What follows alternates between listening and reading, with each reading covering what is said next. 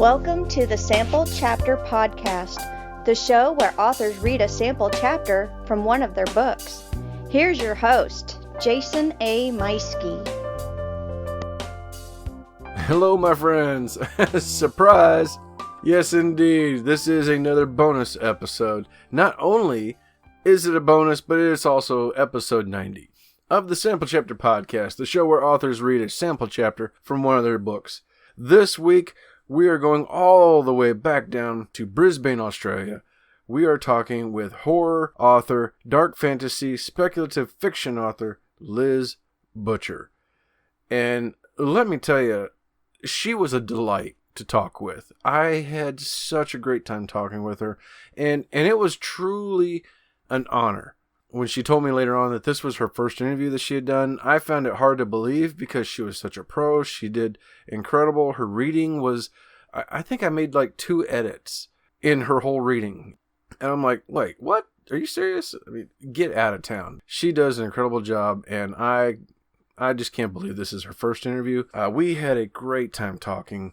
You know, that it's never too late to be what you might have been. We talk about her production that she puts in before the sun rises.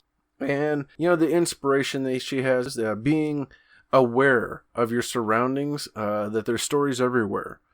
So many things that she talked about was really incredible. And you're going to love this interview. Now, for those of you who've been following the show for any length of time, then you know the bonus episodes. I don't go into any extra news and other stuff.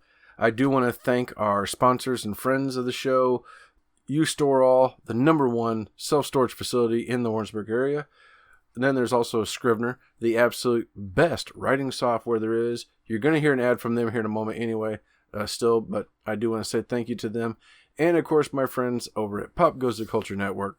They share all our episodes, and they have so many other great podcasts and blogs over there for you to check out. So make sure you click the links in the show notes for each of these sponsors and friends. Lots of great stuff from each of them. You're going to love it.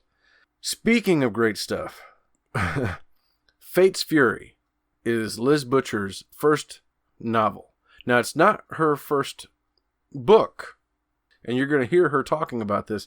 She has several stories collected into anthologies that she's been a part of for a couple years now. She had her own anthology came out a while back, but Fate's Fury is her very first book. It's a sci-fi fantasy, came out September 30th, and something that she wanted to share with you guys, the listeners, is that she has a sale right now going on, 99 cents for the book. She extended it for the listeners of the show. It's going out for I think a few more days. I don't know if it's going on for another week, but as of today, October 11th, it's a Friday. You have at least a few more days to go grab her book for 99 cents. So what are you waiting for? Check out this sample chapter and an incredible interview coming from Liz Butcher, and then go get that book. Click the link in the show notes for Fate's Fury. You're going to love it. It looks incredible. Her husband did the artwork. Look at that book cover. Wow. It's great stuff. I'm going to stop talking. Let's get over to a word from our sponsor, Scrivener, and then we're going to have that interview with our friend Liz Butcher.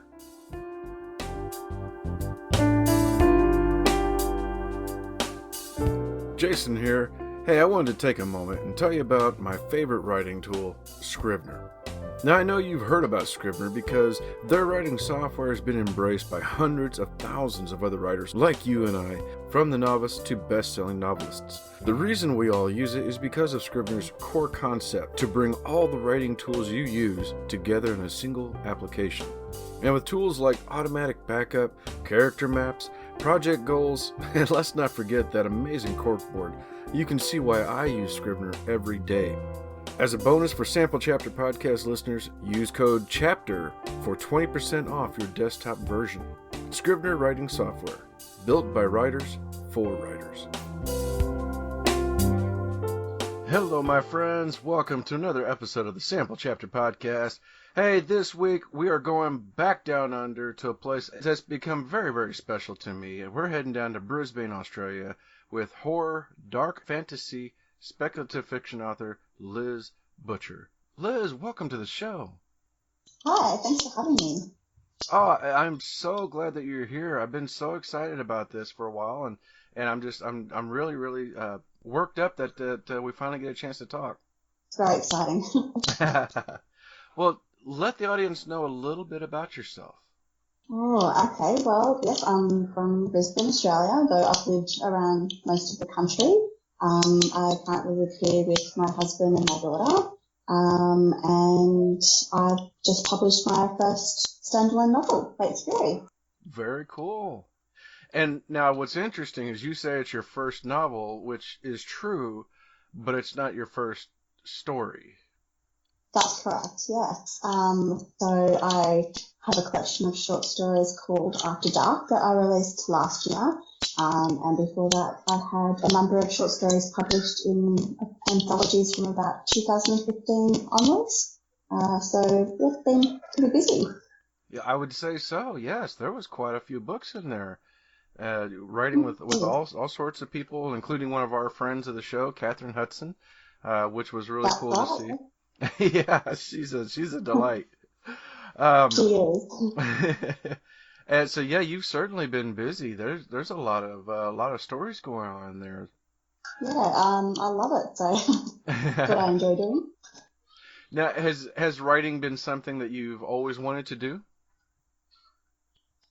Off and on. When I was a kid, I loved writing. I used to put together little books with, front covers and everything. But it sort of wasn't until my late 20s, early 30s that I started getting stuck back into it, so to speak.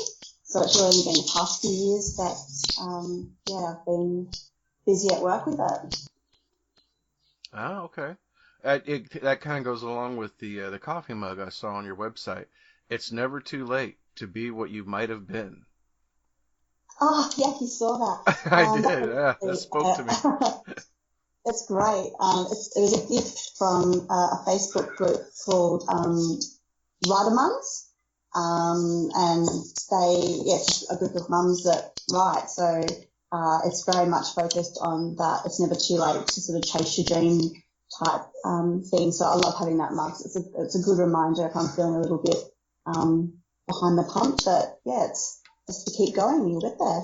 Absolutely. I'm a huge believer in that. I had always wanted to be a writer, and anybody who's been following the show knows my story that I once I found out I was going to be a grandparent the first time, that was the kick in the hind end that I needed to get going. Yeah, it would be. So you've also got a BA in psychology, and I do, yeah. that's pretty cool. Now, does that do you use that in your day job? Not so much in my current day job, though I have done in the past, yeah. Okay.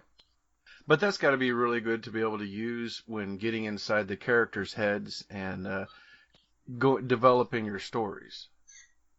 Oh, absolutely. I've always had a huge fascination with the subconscious, so I think that is quite evident in a lot of my work, especially a lot of my short stories. Can be quite dark, but the subconscious definitely plays a huge role in all of my stories. I think just those underlying things that drive us, or just the way people behave. I just find extremely fascinating. So it's actually really cool to, I guess, create characters with all of that experience, like just creating what motivates them and what drives them and what their little behaviour characteristics are, and get a little bit carried away with it and probably go into it too much. But it's a lot of fun. Oh yeah, yeah, and it's like you said too with the subconscious mind, and it looks like for instance with After Dark, it seems like you've got a very subconscious, cerebral feeling with it. Like, well, let me read here from your the description of it. What's waiting for you in the shadows? Ghosts, curses, and creatures of the dark. These stories take you on a journey from the secret whispering of the trees to the torments of the subconscious mind. That definitely is getting inside somebody's head. Good. That's the point. Well, Well, tell us about After Dark. How this came about.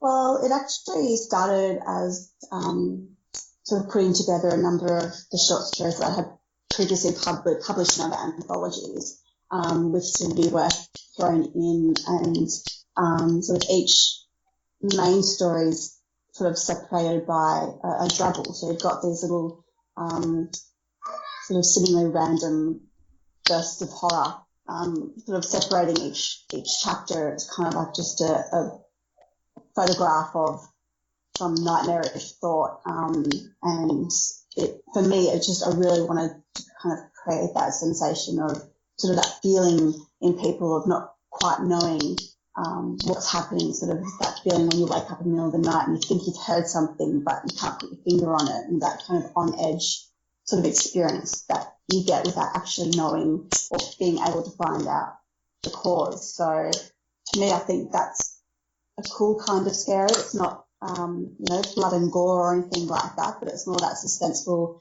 doubting your own mind, and doubting what you see and hear, and questioning your own mind essentially, and not knowing what's not. So I love that sort of side of horror. Oh yeah, yeah. That's a really great way to put it, like you did with the horror doesn't always have to be the blood and gore. It's the suspense that really gives you those shivers, and that's, I think, what sticks with you after, whether it's a movie or a story. It's that sensation of, oh gosh, it's coming, it's coming. Yeah, exactly, like that on edge feeling. Mm-hmm. Yeah. Now, whenever you are writing these stories like this, do they come from dreams, or maybe an experience that you had? Anything from the background?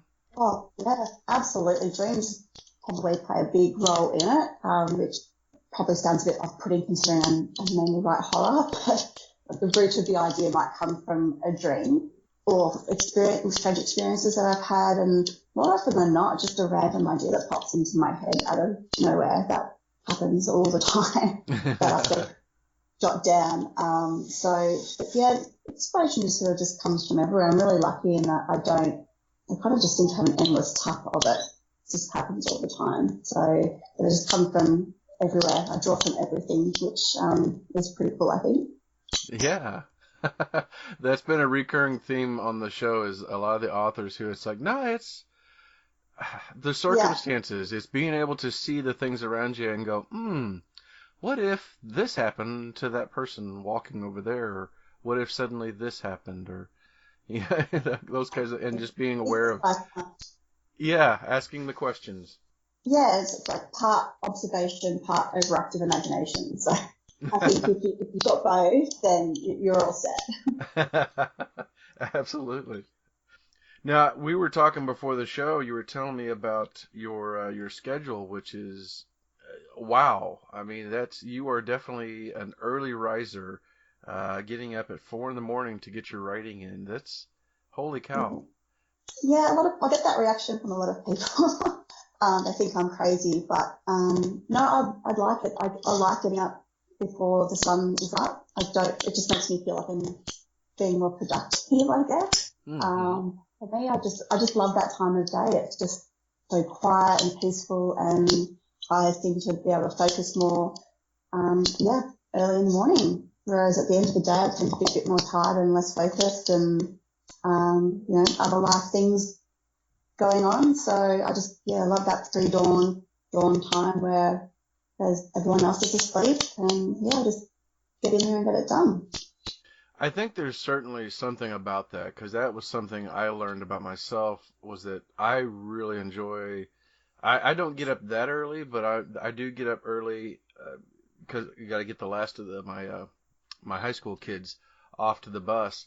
But I'll be up before then, and that's when I do my creative writing on future book or whatever. That's when, I don't know if it's maybe that I'm just not quite awake yet, and so that I'm in that dreamlike state, waiting on the coffee to come up, and that's when I do my best creative writing. Compared to in the afternoon after work, I'm a little more worn down, and that's when I do my critical thinking, so that's when I'll do my editing. Yeah. And I think too, that time of morning, almost something surreal about it. Just knowing that, most of the people around you are still asleep, and there's that sense of the new day coming, and it's just, almost like you said, there's still some dreamlike sort of feel to it. Whereas by the end of the day, the real world's hit, you've had your full day, and I guess maybe it's harder to get back into that creative type zone when, the real world's surrounding you. But first thing in the morning, it's definitely that, really creative feel, I think, for me anyway. Yep. There was an author here recently, Edward Willett, and he had mentioned how that the creative process is just like working out. It's a muscle that needs to be worked, and he has his routine, and it just the way he said that struck me in my mind. I was like, that's very much before I was writing all the time. That's what I would do in my mornings, was I would work out. Although I got lazy for a while and I wasn't working out, but if you were when I would work out first thing in the morning, I felt great all day. And now, same thing. When I get my writing in the mornings, I feel good about it all day, and a lot of times that sticks with me throughout the day, and I'm like, oh, I can't wait to get back to it. Yeah, exactly. And on the odd occasion that I don't get up early, whether it be I'm not well or there's something going on and I don't get that writing time in, it throws me off for the whole day. I just don't feel, right. And, if anything, I get a little bit cranky that I haven't had that early morning time. So it's like missing a cup of coffee or something like that. Like if I don't have it, then I feel the effects of that for the whole day until the next morning when I can rectify it again. So I guess it's just that habit you develop, and then once it's there, you kind of can't deter from it, or else there's consequences. Absolutely. Well, your most recent book just came out September 30th. Fate's Fury, sci-fi fantasy, and it looks amazing. Oh, thank you. Tell us about what can you tell the audience about the book? Well, it's a little bit tricky because I don't want to give too much away, but it's basically a story about a young man, Jonah, on his 30th birthday, returns to Australia after being overseas, and is immediately involved in a car accident after this strange red-haired woman just stands in the middle of the road. And then basically goes from there that all these people start dying, and reports of this mysterious red-haired woman. And he and his two best friends find themselves at the centre of a fairly rapidly apocalyptic situation. So basically a fusion of sort of the ancient worlds and modern worlds. So we've got the appearance of some ancient gods that come through, and some mythological beings, but it's essentially the fates have had a gutful of us. They have decided that we've just ruined everything. We've had too many chances, and they just want to scrape us from the face of the earth and start afresh without us. And that's basically the premise of it. It's just, do we deserve to be here? Do we deserve to be saved? And can people get out of their own way to see what's worth fighting for? Oh my goodness. And you were telling me before the show, writing this had been quite the journey for you. Explain that. I actually started writing it back in 2012. So it was a really long journey as far as actual writing the whole thing went. And I guess there was probably a period of about 12 months where I didn't even sort of touch it for one reason or another. And I guess it's just the whole book itself is just one big personal growth journey for me, both as a writer and as an adult as well. So there's so much that have happened during the course of writing this book that it kind of became quite personal. It was almost sad when I actually finished it, because it kind of felt like I was closing this big chapter of my life. It literally had been years since I'd been working on it. But I'm also very proud of it, because I guess it doesn't just represent the end of a story that I've worked on. It represents sort of, I guess, an end of a really huge period of growth, which I think is important as people. You've got to go through those periods to become better people and things like that. So, it's just really special on a lot of levels for me. Oh yeah. Well, and you're not alone there. My first book, although it came out last year, I actually began it while I was in Japan in 2011, and it just was it was something I'd worked on off and on until finally that kick in the rear, finding out I was having grandkids a couple years ago. That's what finally was like, okay, let's get serious. Where am I on this story? Like you were saying there, the growth I had throughout, and especially in that last year before it finally came out, and then that feeling when I finally hit the button, and then I turned around and looked at my wife and said, oh my gosh, I just published a book. And Yeah. Yeah, it's very surreal, I think. yeah, it really was, yes. And I think too, when you spend that long on a book, even if you're not writing it continuously, you've still got those characters, in your mind for all those years. So it almost feels sad when you finally do finish that story, because you feel like now you've got to let them go, you've got to say goodbye to them, which probably sounds crazy to people that don't write books, but you do become very attached to these characters, and they become sort of part of your life, and in some ways part of your sort of daily thought process even, because you're always kind of thinking in the back of your mind about what they're going to do next, or such and such might like this, or such and such would do this, and you spend a lot of time with them in your head while you're writing the story. Yeah, and it's funny to tell people, like, yeah, these characters spoke to me. Like I knew them very well. They told me what they wanted to do, and it's yeah. People definitely look at us like we're crazy. Absolutely, yeah, that's for sure. Well, so what's coming next for you? What are you working on? Well, I'm just in the editing stages of my next book, which is called LaRue Manor, and that's a young adult horror story.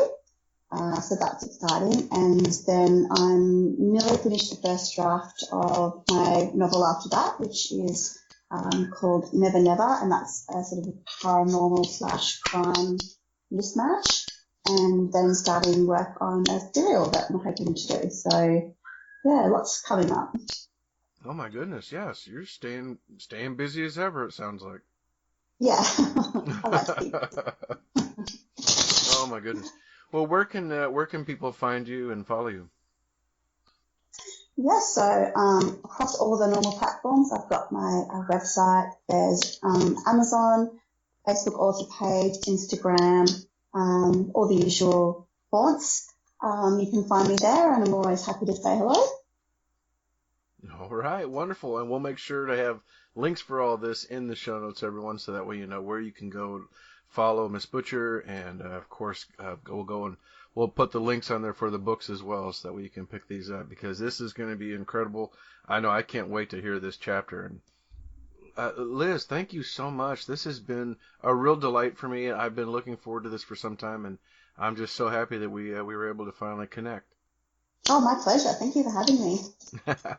Well, ladies and gentlemen, you know what that means. I'm going to scooch my office chair off to the side so that I don't make any noise, and it's time for our chapter reading from Liz Butcher with Fate's Fury. Here we go. Chapter 1. The young man's gait was a little unsteady. As if he was sleepwalking, he was only vaguely aware of the fact that his body was no longer in control.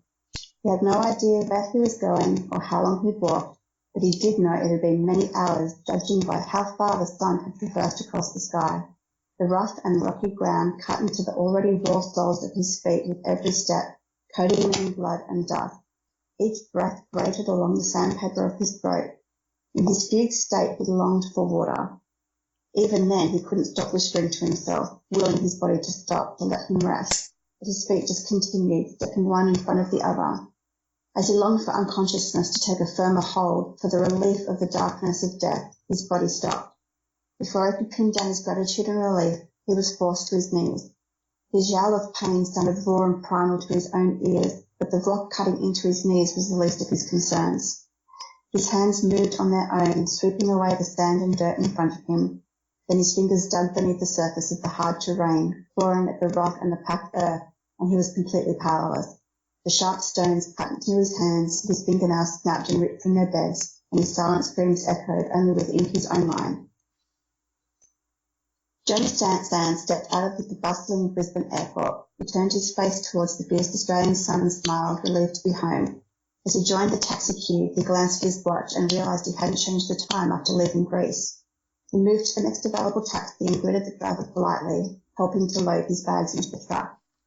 "Are you visiting or returning home?" the driver asked. "Returning," Jonah replied, running his hand through his shaggy blonde hair. He wiped his sunglasses on his shirt before putting them on. "Where are you returning from?" They both got into the car. "I was over in Greece for a few weeks for work." "What do you do?" Jonah pulled his phone from his satchel and turned it on. "I'm a photojournalist." "Nice. Plenty to photograph over there, I'm sure. So where are we headed?" Jonah gave the driver his address, then his phone rang, his best friend Tristan calling. "Excuse me, I need to get this," Jonah said. The driver nodded, navigating his way through the traffic. "Happy birthday, mate. Glad you finally decided to join me in the 30s. Jonah chuckled. "It's my birthday today? I was hoping I'd skipped it somehow with the time difference. Are we still on for dinner at your folks tonight?" "You know it. No one can escape the family birthday dinner, not even you." "Hey, what was with the cryptic emails while you were away?" Tristan asked. Jonah sighed. "I don't know how to explain it without sounding paranoid. It just felt like someone was watching me from the minute I got there." "What's that saying?" Tristan asked. "Just because you're paranoid doesn't mean no one's after you?" "Thanks, mate. That's helpful." Jonah stared out the window. "Well, did you see anyone who looked suspicious, or any sign someone was watching or following you?" Tristan asked. "No, I didn't," Jonah admitted. "It was more like a feeling I couldn't shake. It didn't stop until I left the country." "That's weird, dude. Are you sure you didn't unlock some kind of mummy's curse while you were there?" Jonah laughed. "Not likely, considering I was in Greece and not Egypt." "You know what I mean," Tristan countered. "What if you triggered a curse or something? You were on an expedition." "I know, but I don't believe in curses, and I only take the photographs. It's not like I touched anything." "If you say so. At least you're back now. Anyways, I have to go back to work, so happy birthday. I'll pick you up at 6. Jonah ended the call and smiled. "Couldn't help but overhear it's your birthday," the driver said, meeting Jonah's gaze in the rearview mirror. "Yeah, mate, the big 3-0. "Ah, well, it's been a long time since I was that age, so enjoy it." "Thanks, will do," Jonah replied, and finally settled into his seat. The fatigue from his journey swept over him, and he wound the window down halfway to keep himself awake. The driver chuckled. "What's so funny?" Jonah leaned forward. "There's a birthday song for you on the radio, though you may be too young to know it," the driver declared as he turned up the volume. Jonah couldn't help but laugh as Blue Oyster Cult's "Don't Fear the Reaper" filled the car. The driver turned around. "Happy birthday."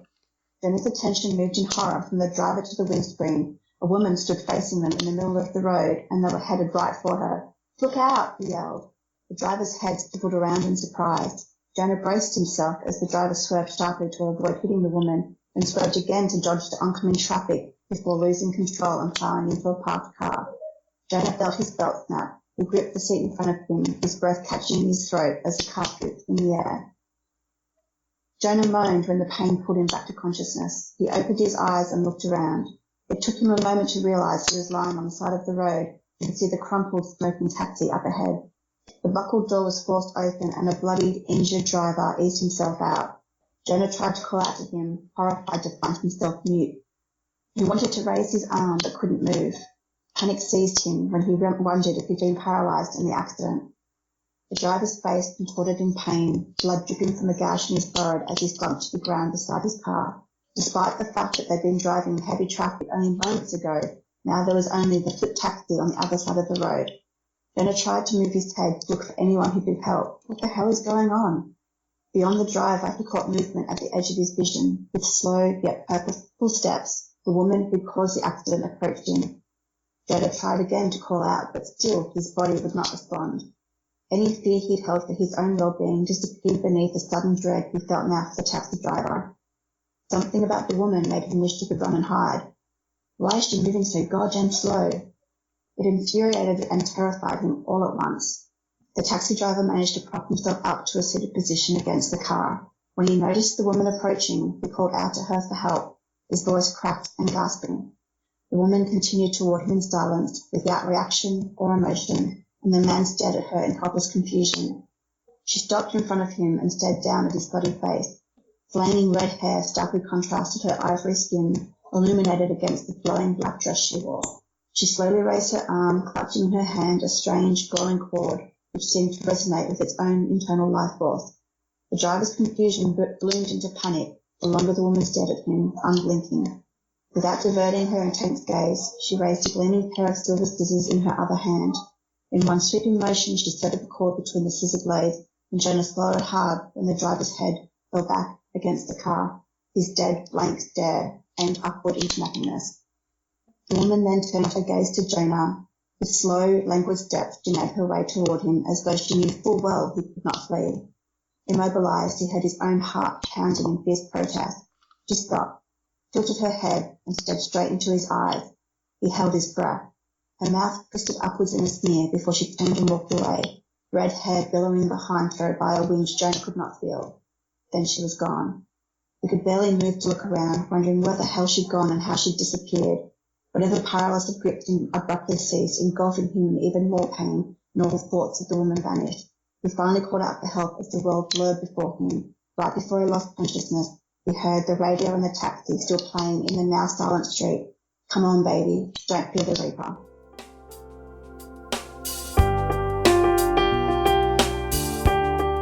And that was Liz Butcher reading a sample chapter from her debut book, Fate's Fury. A gripping sci-fi fantasy. It's available right now for 99 cents. It's a limited time offer. Go get your copy right now. Don't forget to also click the links in the show notes to find and follow Liz Butcher. Don't forget to also check out our friends and sponsors of the show. And don't forget to hit that subscribe button so that next week you don't miss out when we come back with a new author, a new book, and another sample chapter. Thank you, everybody. I hope you enjoyed this bonus episode. We'll see you again very soon.